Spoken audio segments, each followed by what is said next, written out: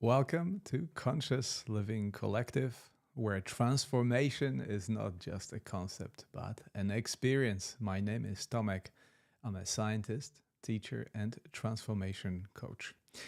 In this live session, we blend the latest in scientific research, the deep wisdom of mindfulness, and the art of fulfilled living.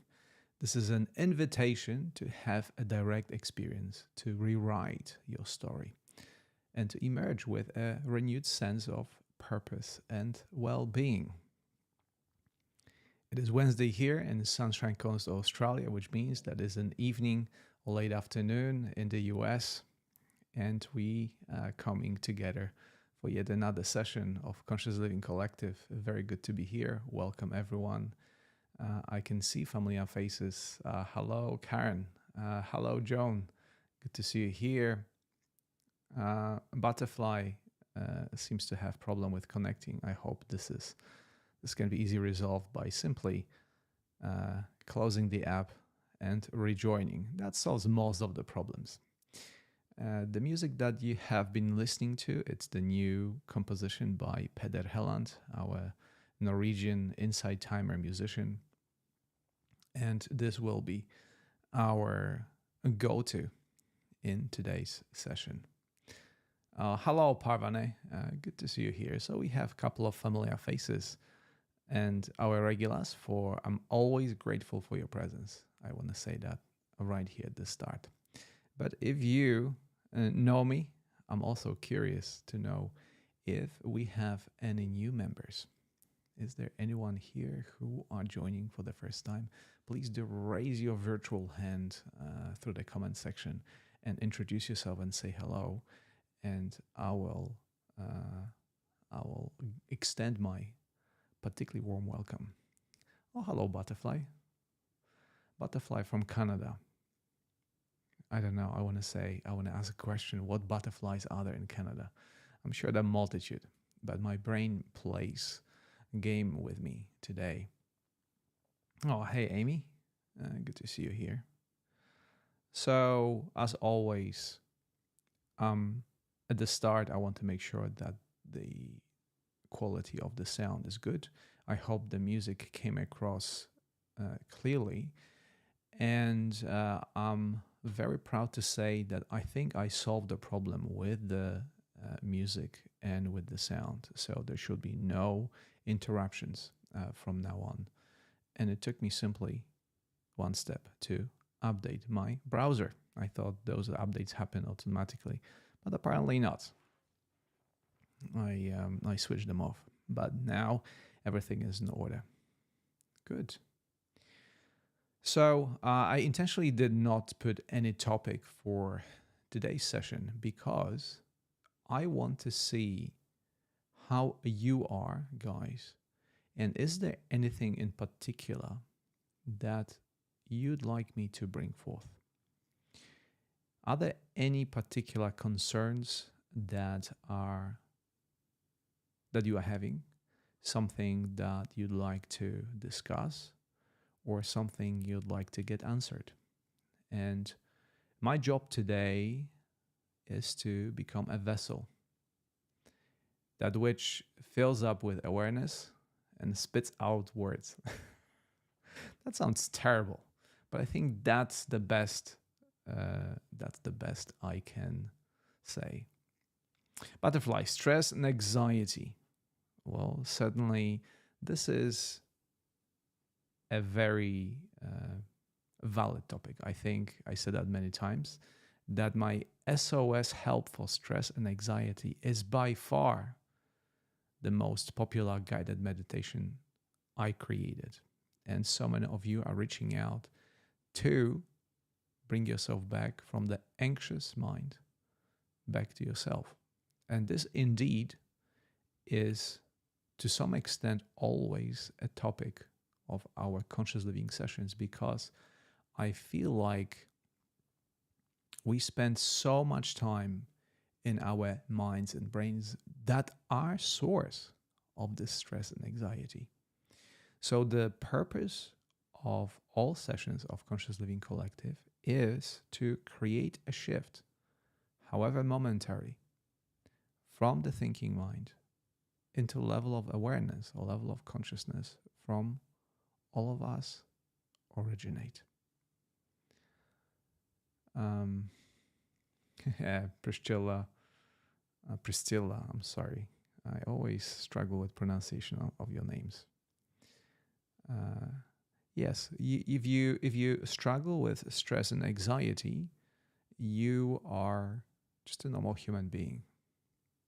And if you think that you are somehow special or the level of your anxiety is greater than the others, it means simply that others do not share the true feelings and how they truly feel.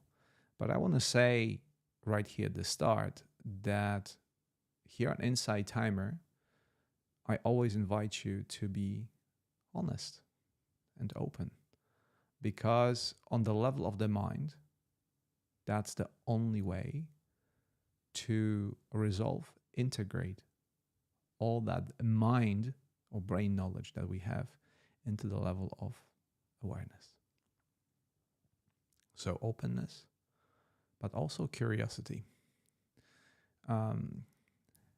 I call myself a scientist, not because I spend much time these days in university laboratories, but that part of my, let's call it career, and I put very much intentionally the air quotes here, is behind me.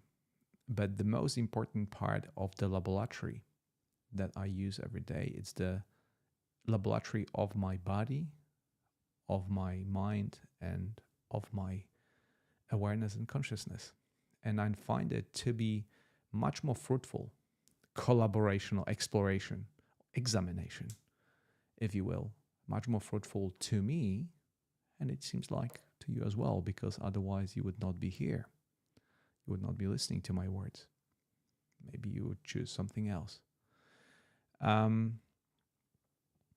But indeed, I want to say I had a pretty rough couple of days, but I want to explain what it means that I had a couple of really rough days.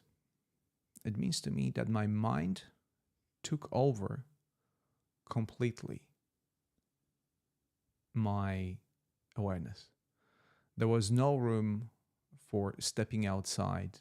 My mind simply overwhelmed all my perspective. Only thing I could see all the way to the horizon was thoughts, thoughts, thoughts, mind, mind, mind, brain, brain, brain. And let me ask you, what happens to you when your mind takes over? What is the result of such thing when your mind is the only thing that you identified with? Don't be shy. We'll wait for your answers.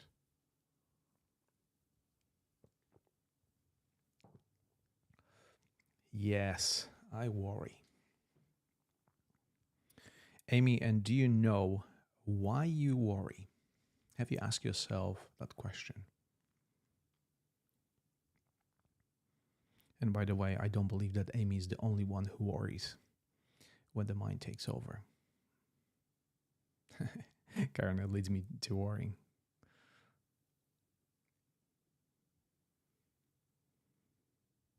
Amy, my brain is trying to protect me. Cream, a lack of control. Excellent. You are guys. You already know everything. So my job here is just to hold the space because you are all overthinking.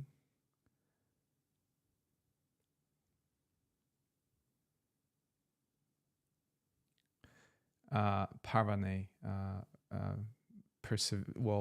persevere thinking. I think that's what you tried to say. So all of you are correct.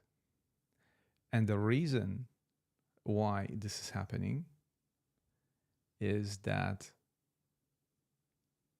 not that you have lack of control, you always are in control, but the brain's job is to manage the reality as you know it. Your brain evolved, and um, do not feel that you're on your own here. Your brain. It's a product of really long millions of years of evolution that indeed directed us towards survival. Survival is the main objective that has been pre-programmed into your DNA, or through your DNA as a blueprint, into your brain, into every part of your body. And you have very sophisticated mechanisms that will protect you from danger and will alert you when anything is out of the comfort zone. And comfort zone is another term to describe a conditioning that you experience throughout your life. And the moment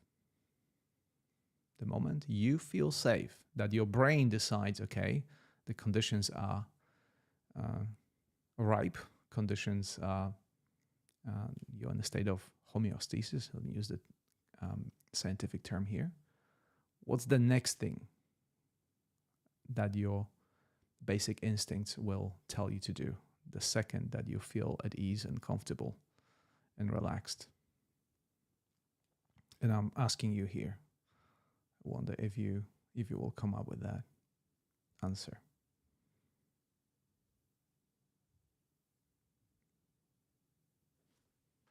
Can I wait a second? Shoni, breath. Well, I wish that my brain worked this way and pointed me out towards my breath when I'm relaxed.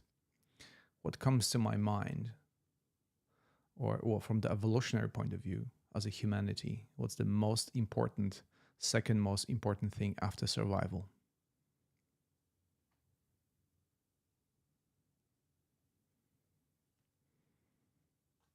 I'm asking kind of a very basic questions.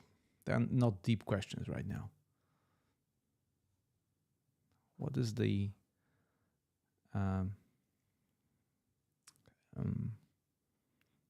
imprint in our brain? First is survival, and what is the one thing that assures the survival of our human race? Butterfly, fight or flight. Yeah, so after fight or flight,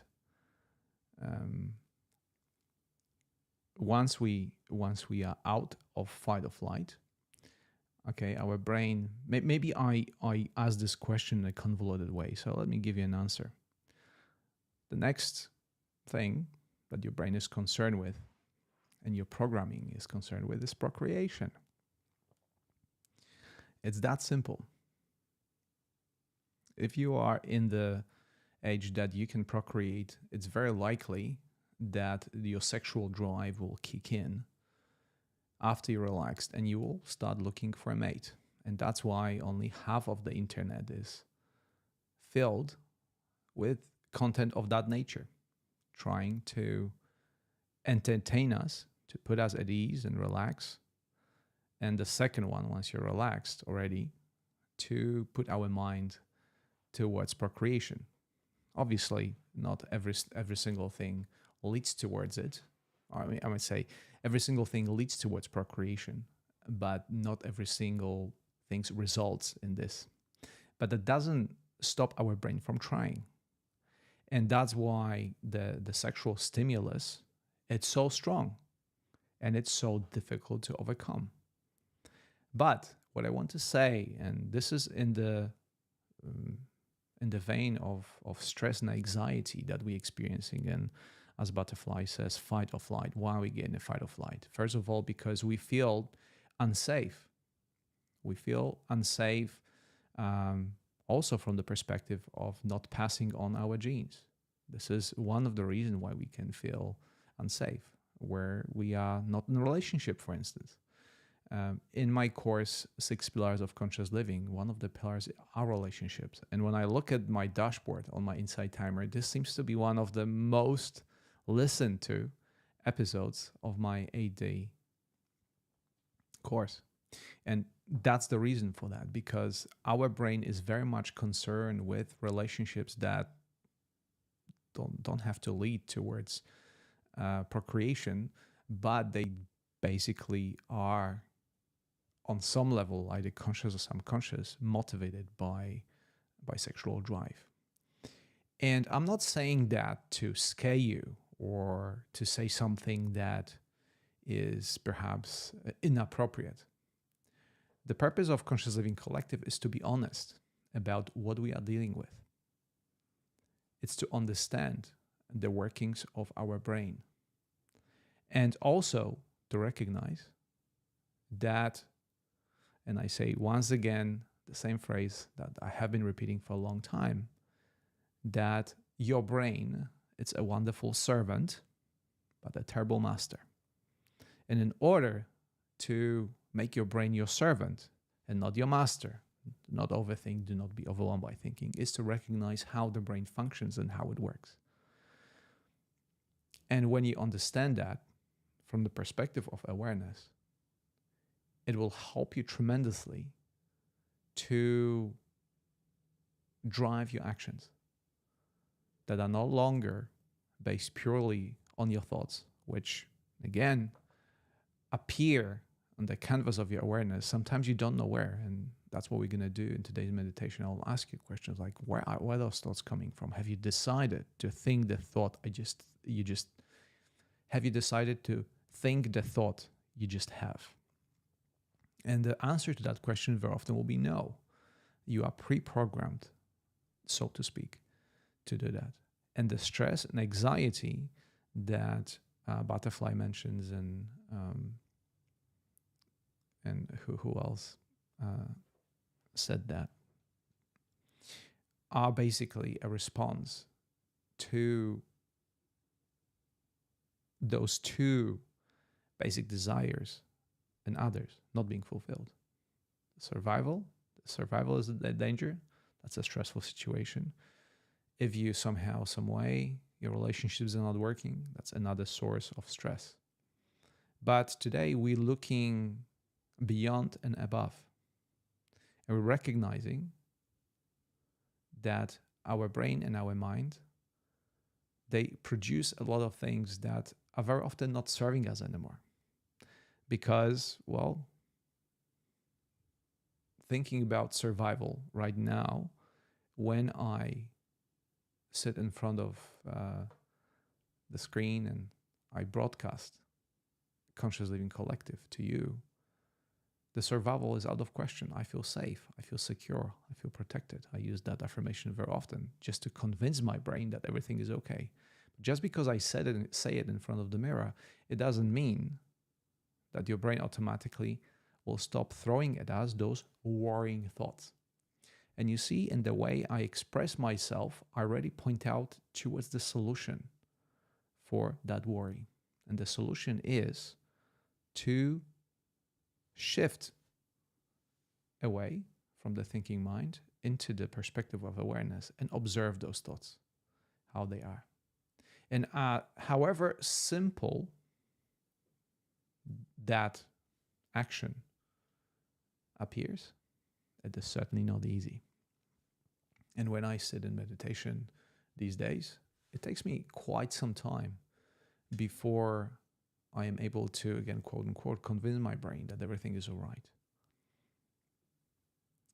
But nevertheless, that's what allows transformation that we all seek for. We are all here because we want to, I want to say change something in our life, but the change is not the right word. We all want to transform our life. We all want to gain different perspective. And that is not possible if we simply operate from the level of the brain and the mind. Because, as I said, on that level, we will always succumb to more or less to our basic instincts, which is the survival, worrying about survival, controlling the process of survival, and sexual drives and other basic instincts. I let you choose what is your greater one. So right now, I want to invite you to spend some time with me in contemplation and examination of the nature of the physical reality that is around you. And we will start with our eyes open, because this is where we gather most of this is where your mind gathers most of the information. The visual stimuli is that's how your brain has been structured, through which medium your brain has been structured. And in order to examine the reality, we want to start in the obvious place, where our vision is. Do we have any questions or any comments before we jump into the meditation?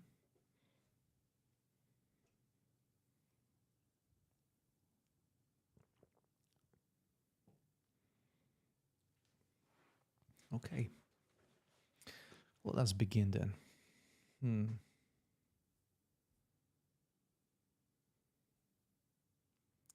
I will switch the screen towards the meditation part,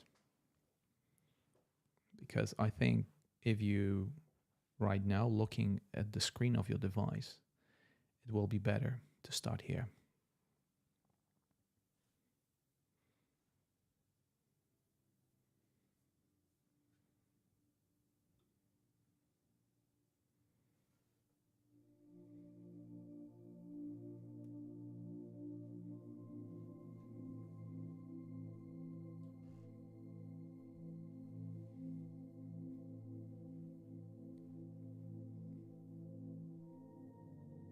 Welcome to right here and right now.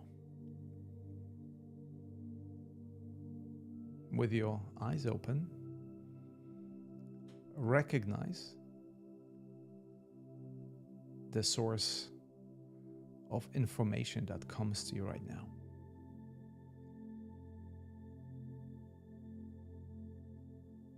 What preoccupies your awareness the most in this very moment?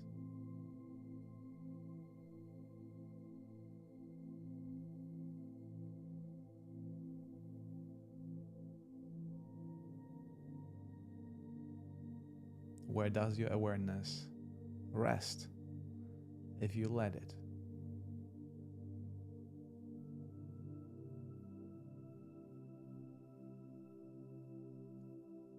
Feel free to look around in a careful way with curiosity and see from the perspective of your awareness what will be the objects that your awareness will land on. And stay there for a moment, simply allowing the awareness to examine it.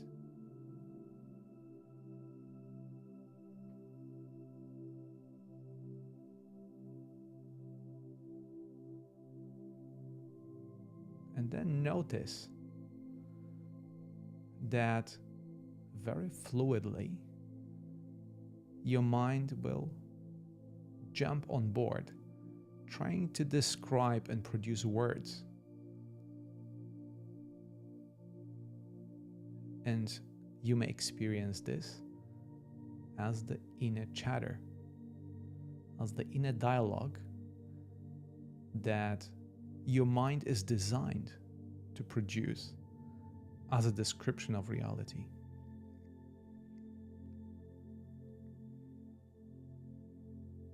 But ask yourself this: what is more real? The image that you see, or the object that you perceive, or the description of it?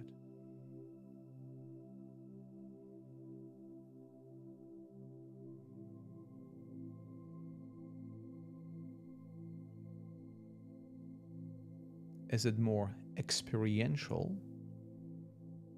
to taste an orange or talk about the taste of an orange?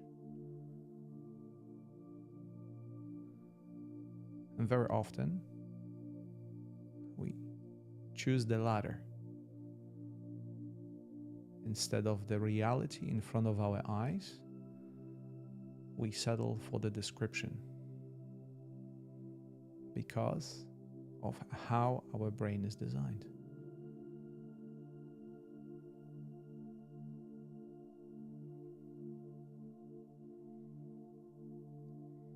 So now I will ask you to close your eyes.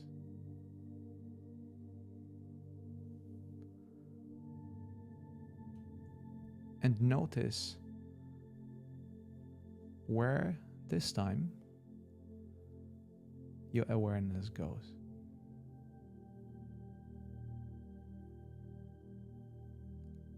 In the absence of a visual stimuli, it is very likely that momentarily your awareness goes towards the inner sensations.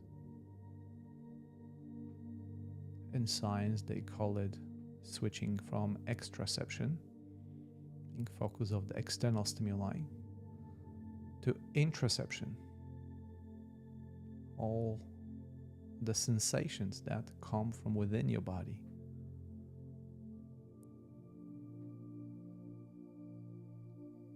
An interesting fact is that we do not have an ability to sense our organs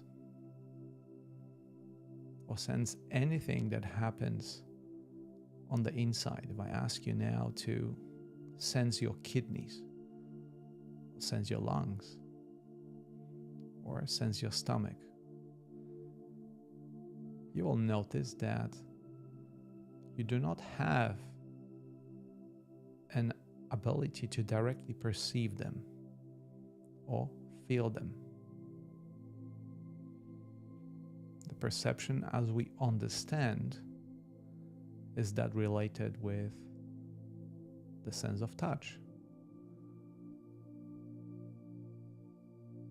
And if you want to put that to the test, simply start being aware of your hands resting in your lap or your feet resting on the floor. And what you will become aware of is actually not your hands or not your feet, but the surface through which your body connects with the floor, or your hands touch each other. And the perception only is that of the surface of your skin.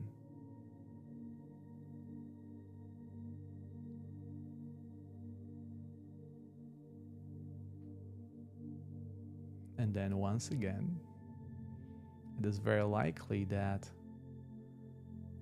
you may fluidly switch from feeling the sensations to, quote unquote, speaking to yourself about those sensations.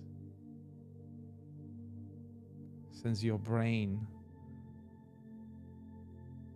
has the speech center that is designed to produce words as the description of reality, this is the way of your communication.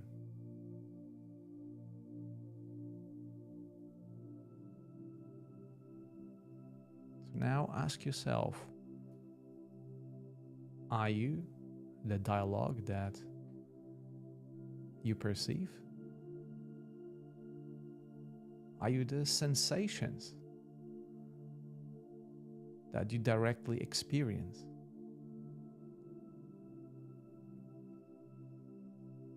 Who's perceiving either of those?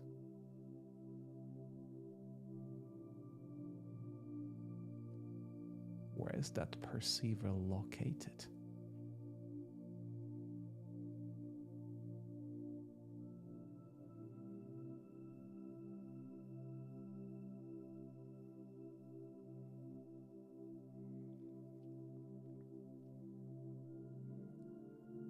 Can you become aware of the experiencer?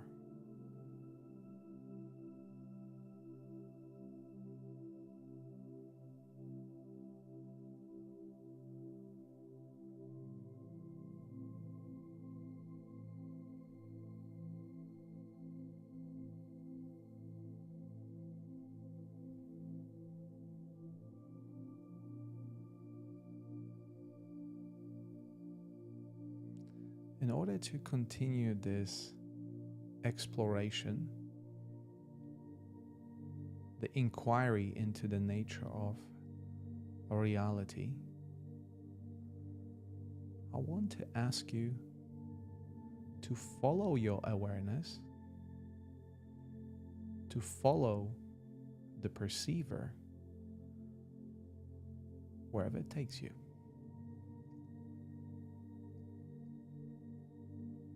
If your awareness shifts towards your thoughts, let it be there. If it shifts towards inner sensations, let it be there too. If the music appears attractive to awareness, let it go there.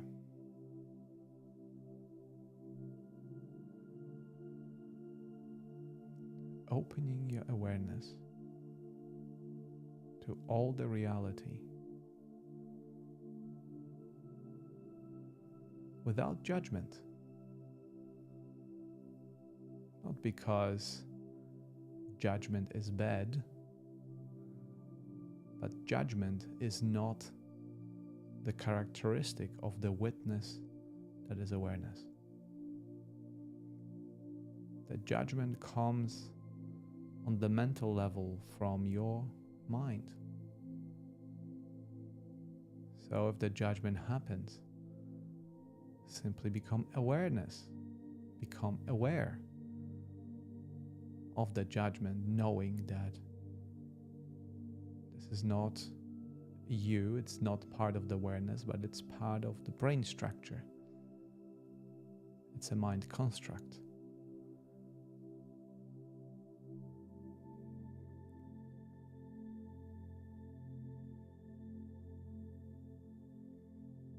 So now I will allow you. Now I will allow you to explore on your own as I hold the space by your side so I can bring you back when the time comes.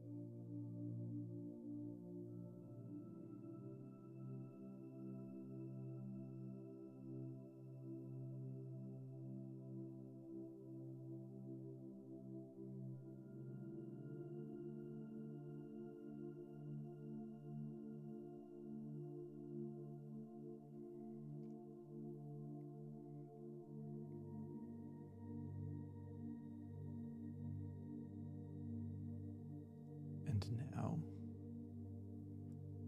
intentionally shift your awareness to your physical senses.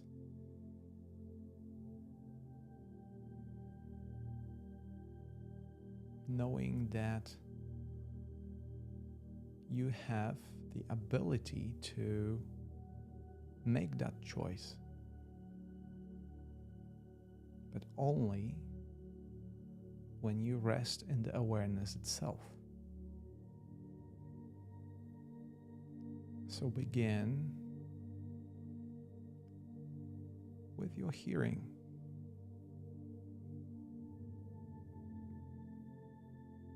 See how awareness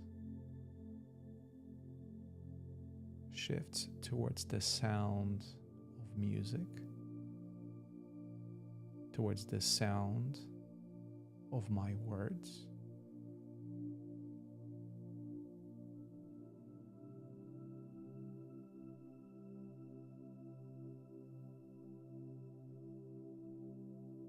then engage with your awareness, your vision.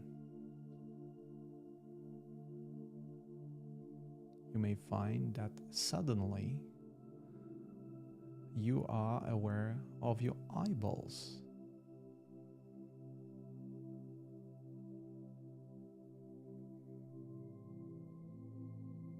Because your brain associates vision with your eyes. But is the image, the dark and brighter spots that you perceive right now, are they part of your eye? Are they part of the optic nerve that delivers the electrical impulses towards your visual cortex that is part of your brain? Where does the vision happens really?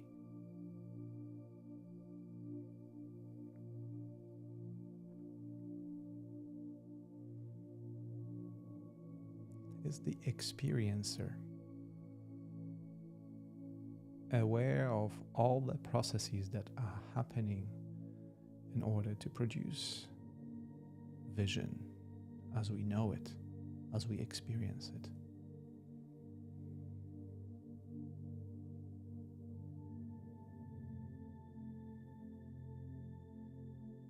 Now the sense of taste. You may find that you are not actually aware of your taste, but you become aware of your tongue.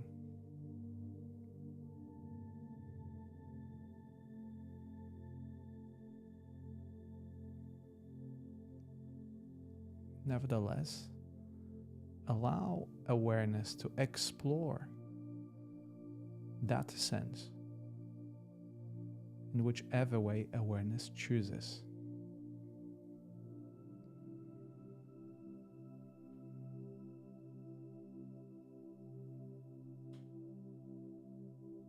Now shift to the sense of smell.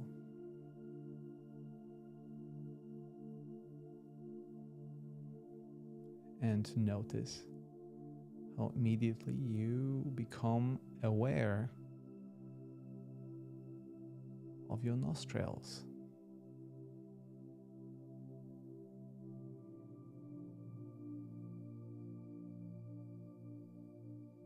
Is your smell equal to your nostrils?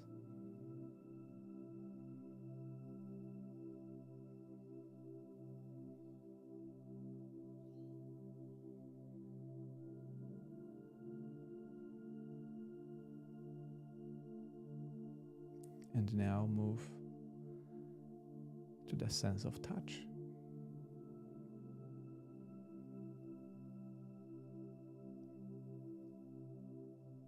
Where does your awareness go this time?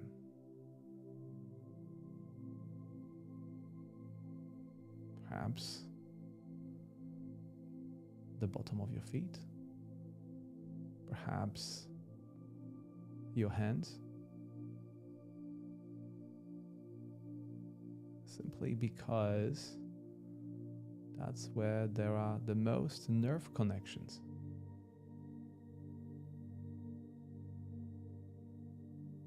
You may also feel your sit bones on the surface upon which you sit, maybe your upper back.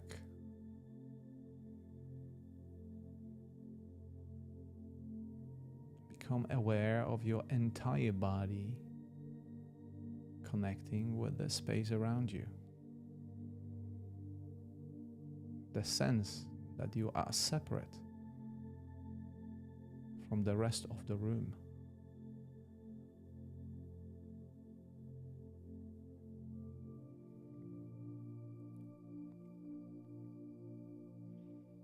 And finally, consider the sixth sense. That is your thinking. And now, allow your awareness to describe how you feel.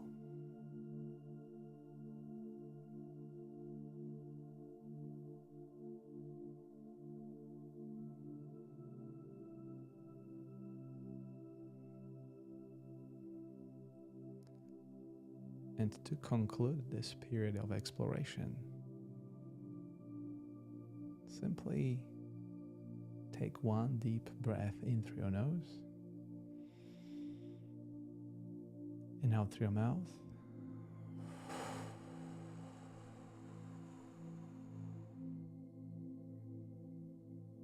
And when you choose, allow your eyes to open and welcome back.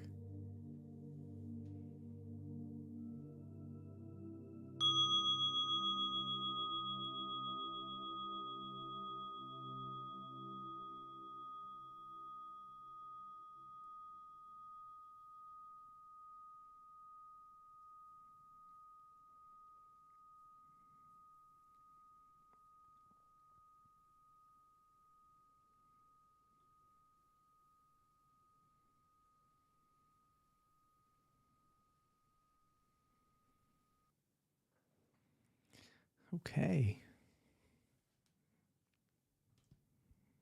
So, welcome back.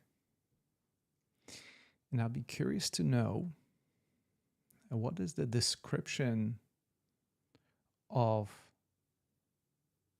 your current state of body and mind. Now it is time to consciously use your words and describe how you feel. 1 or 2 words will do.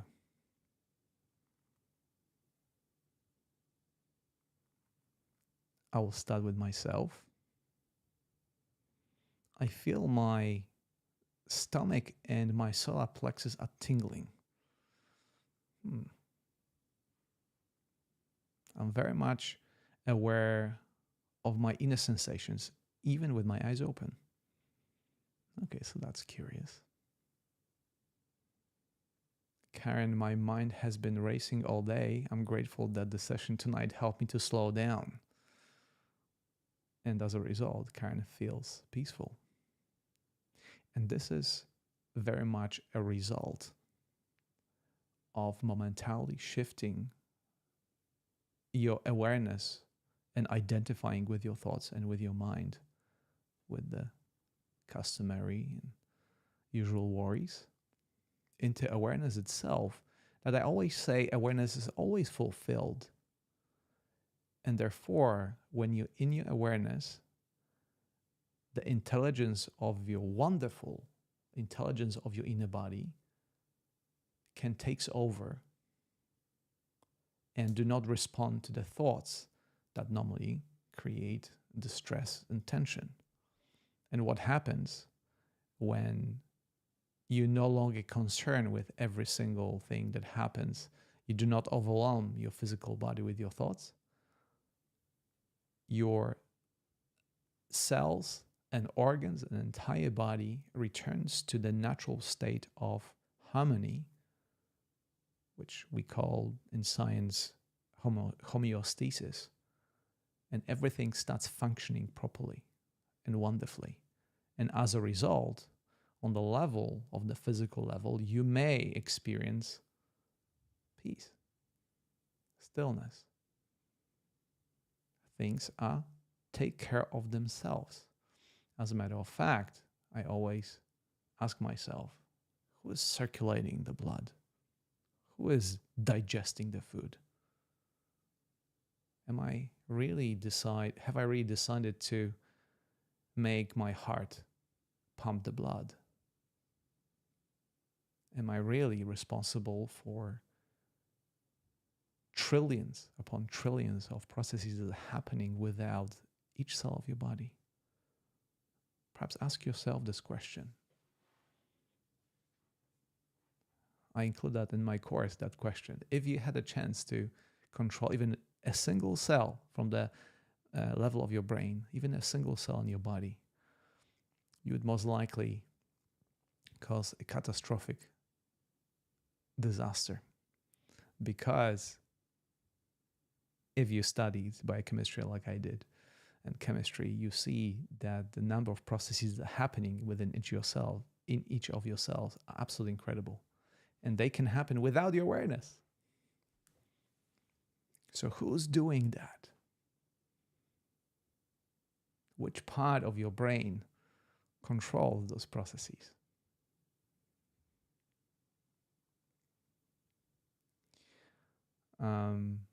Parvane, everything calmed down. It was so still. Began to fall asleep.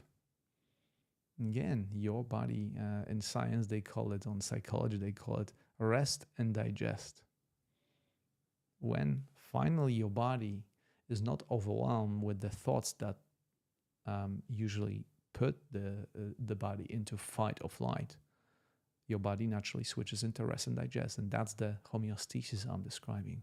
Everything starts functioning as it originally designed, fluidly, peacefully, normally. Any other descriptions of how you guys feeling right now? Perhaps one of the first timers. Samya feels divine. That's so good. This is the time when you consciously interact with your mind, inquiring in the state of your body and mind. This is very different, notice, that the habitual autopilot that takes over and leads to, very often, to worrying, to overwhelm.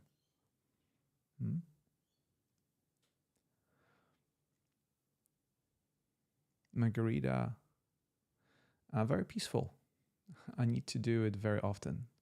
So this is very true. I mean, I certainly invite you to spend more time in awareness as opposed to in your head. I think that's the common description that most of you will resonate with. When you shift your awareness with the complete identification with the headspace, you give yourself an opportunity to observe life and experience life from the perspective of awareness. And once again, awareness is already fulfilled. So the chase stops. Your mind quiets down because no longer has to process the predetermined thoughts that are a result of your upbringing and childhood and whatnot. Amy, I realize how hungry I am. Fantastic. You see, the natural senses, the natural ability of your body to recognize what is happening is being restored.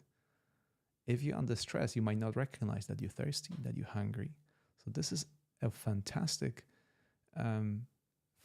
result and a great evidence to what is happening. What I just described, that your body comes to itself and stop responding to your thoughts. stop becoming so stressed. And this is part of the journey that I take you on in my Insight Timer course called 6 Pillars of Conscious Living.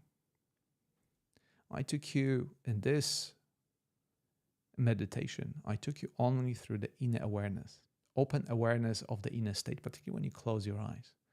But that awareness expands not only to the inner sensations, but it expands to the every single aspect or pillar of your life.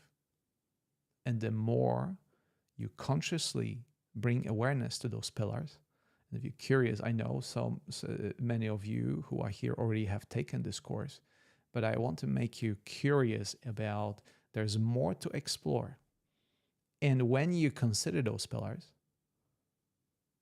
you start recognizing that every single pillar is a gateway to the more fulfilled, more joyful life. Your goals are no longer on the level of your head to pay the bills, to make more money, to survive, to procreate, to have sexual experiences, to have other experiences. Every single thing, every single aspect of your life becomes fresh and clear opportunity to experience fulfillment. And that's why I lead you through the 6 pillars of conscious living in my surprisingly 8-day course. I think I take one day to lead you through introduction, another day to sum up things. And also this is the reason behind pretty much every single meditation I created, to bring you back to the awareness that you are and recognize for yourself through direct experience what and who you really are. And once you recognize that, once you have direct experience of it, you become your own best teacher, because every single experience becomes a teaching moment for you to realize, in spiritual circles they call it awaken to the nature of the reality. Nature of your reality. It's not the one that you see in your perceive through your brain. It's not the one, as I said before, it's not the description of the orange or description of the taste of the orange that is the fundamental thing, but taste of the orange itself. That's the experience I'm talking about. So once you, again, taste the orange, you no longer need the description. You'd rather continue tasting the orange rather than be involved in the description of it. And there are many different aspects. In the body sensations, your vision, as we started our exploration, your hearing, all your physical senses become a stage for to experience life on different levels. Your mind all of a sudden becomes your wonderful servant and no longer is your master. And obviously, as I mentioned, it is not, however simple this sound, and on the intuitive level, oh yeah, you may say, yeah, he's right. But it's not easy to do it, simply because we trained our brain our entire life to do things differently, to not be aware of the awareness, as they would say in spiritual circles. The point of this exercise is to become aware of the awareness that you are, and not the brain that you are, and not your body that you are. You are more than your physical body, because you are more than the physical reality, affirmation that Robert Monroe created once he started exploring consciousness. And now, finally, this makes sense. And to do that, because it's simple but not easy, you sometimes need help. You come here to join Conscious Living Collective. You may go and join a meditation group. You may listen to recordings. And one of the ways is to do it with me in one-on-one sessions. That used to be a part of Insight Timer, but now you can just go to my profile and book a session through my website. That's what we do together to bring you now not on the general level to awareness, but specifically designed for you, which makes it more direct and more powerful because the interaction is direct. Using direct experience through direct interaction. That's the purpose of the one-on-one sessions, where I become your guide to greater awareness of you. And as we continue on the journey, you become your own teacher and your own guide. And this is the process of what we call the process of awakening, when you become aware of the reality around you from the perspective of awareness and not from the perspective of your mind or brain or your even body or your senses.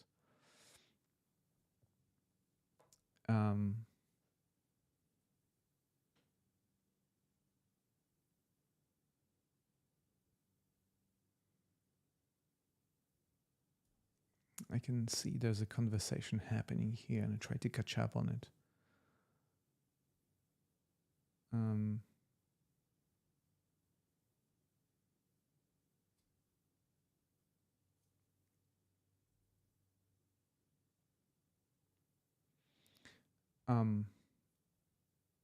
Parvane says, if your days are difficult, how do you cope? That's a great question. And let me ask you this, Parvane. Where is that coming from? That the difficult day? Who creates that description? Does it come from the level of awareness? Or does it come from the level of conditioned mind? Or to turn the things around a bit, consider from the perspective of your mind the day that you describe, your mind describes as difficult. And try to imagine somebody else who experiences life in a very similar way. And is it possible to consider that for somebody else, the same circumstances would be perceived differently?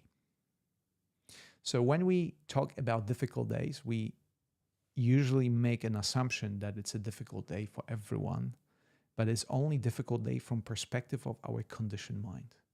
And the moment you shift into awareness that is not judgmental, this difficult day becomes a simple experience.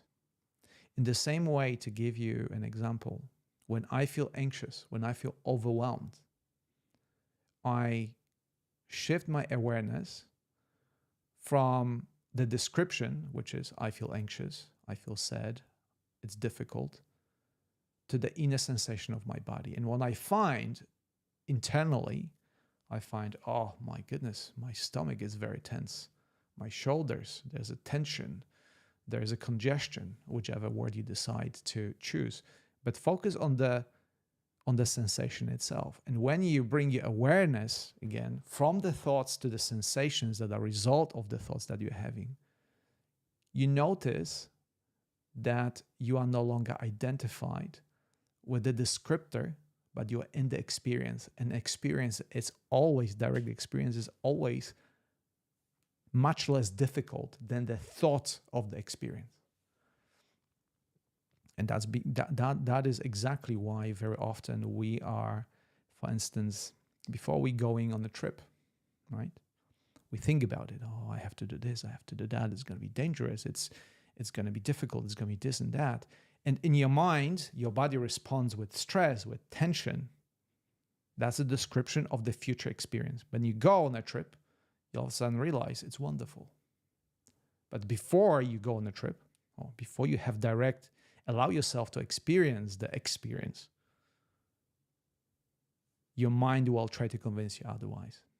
So the difficult, as you're describing is, it's the position of your mind. And mind will never change, by the way. There's so many different things that from the perspective of your minds are difficult. What can change is your perspective. So you're not trying to change your mind, you're trying to change your perspective. And that's already different.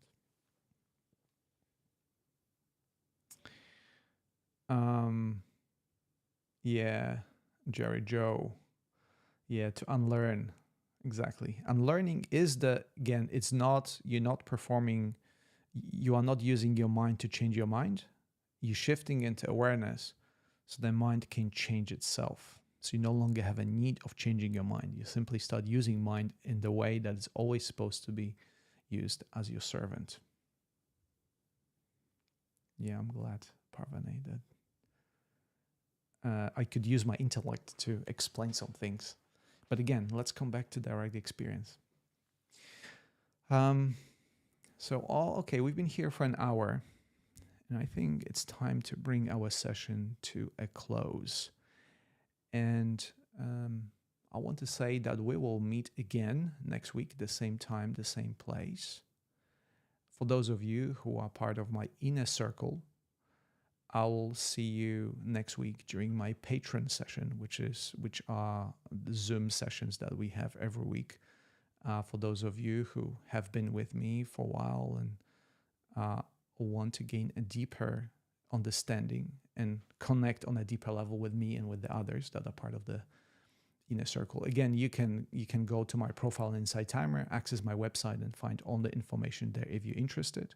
If you're interested in the sessions of Conscious Living Collective, go to my profile and follow me there. Click the notice bell button that will send you very infrequent notification on the sessions of Conscious Living Collective, and also on new meditations and courses that I publish on Insight Timer. So thank you so much for today. It was another adventure in consciousness, which I enjoyed very much. And I hope that you also benefited from it to some extent, some level. This is my intention.